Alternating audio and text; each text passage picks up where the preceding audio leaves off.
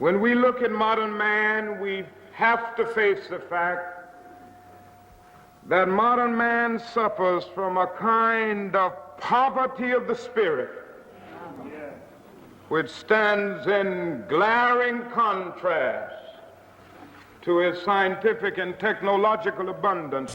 We've learned to fly the air like birds. We've learned to swim the seas like fish. And yet we haven't learned to walk the earth as brothers and sisters.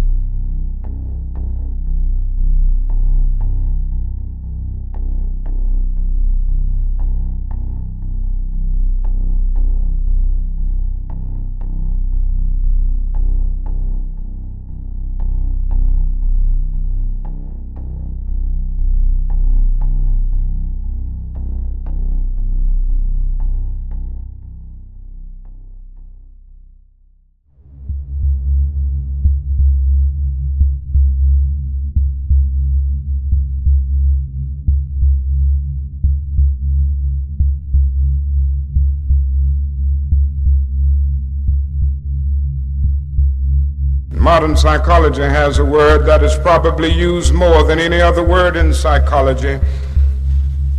It is the word maladjusted. Maladjusted. Now, of course, we all want to live the well-adjusted life in order to avoid neurotic and schizophrenic personalities. But as I move toward my conclusion, I would like to say to you today, in a very honest manner, that there are some things in our society and some things in our world for which I'm proud to be maladjusted. And I call upon all men of goodwill to be maladjusted to these things until the good society is realized. I must honestly say to you that I never intend to adjust myself to racial segregation and discrimination. I never intend to adjust myself to religious bigotry. I never intend to adjust myself to economic conditions that will take necessities from the many to give luxuries to the few and leave millions of God's children smothering in an airtight cage of poverty in the midst of an affluent society, in the midst of an affluent society.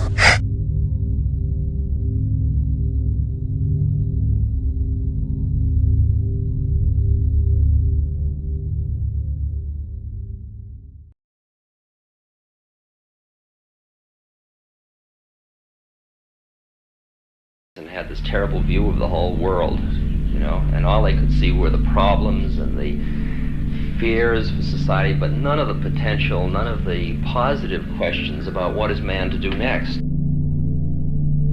What is man to do next? What is man to do next? What is man to do next? What is man to do next? They're not even interested in that. They are so committed to the fact that this society is the way it is, and that's all you can expect. And that's what I'd call vested interest in the ongoing game. And if you have vested interest in the ongoing game, you are frightened by anything that might change it. How did we get hung up this way? Because it's a social condition, you'd agree. How did we get hung up this way? How did man get into this kind of cultural limits Yes, of this his incredible assumption that society is as it is and has always been this way. Well, it's just like, for example, in fact, I was at a lecture the other day of Buckminster Fuller, and who's doing your dome for the World's Fair, I think, up in Canada. And he said, look, we now know there is enough to go around, all right? If we could truly collaborate with our fellow man, there would be enough to go around for the world. But none of us can break through our own models of the way the game goes enough to do the things necessary to bring about that realization.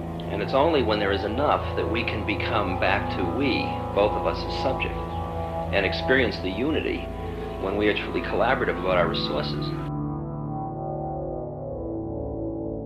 Man has come out of the jungle where there wasn't enough and where he fought for it, and he's built a whole ethic around not having enough.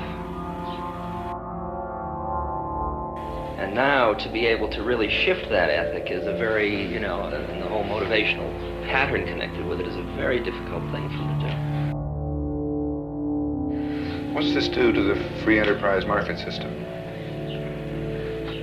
Well, what it does, if I understand it right, is it moves the basic motivation from an achievement, competitive, to a collaborative kind of enterprise, which means that I'm not working in order to beat you out, but you and I are working in order to both make it. I'm reminded of a slogan or two I saw some students carrying once. One said, all wars are civil wars because all men are brothers. And another one said, there is no they.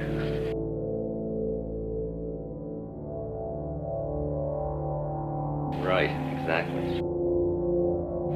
The understanding that there is no they, there's no other.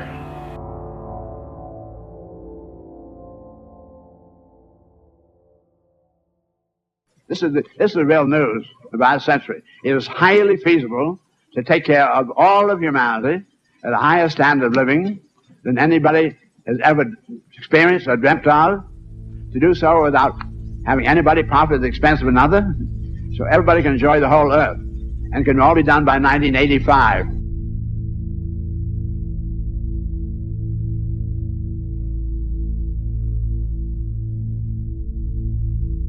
Consequence of all this is now the capability to destroy all humanity in half an hour.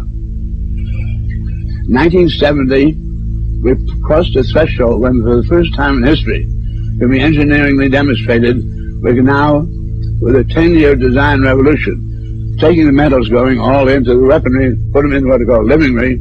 Within 10 years, we can have all humanity living the highest standard of living anybody has ever known on a sustainable basis, while phasing out all further use of fossil fuels and atomic energy. I became then the first person in the world to know that now war is obsolete. It does not have to be you and me.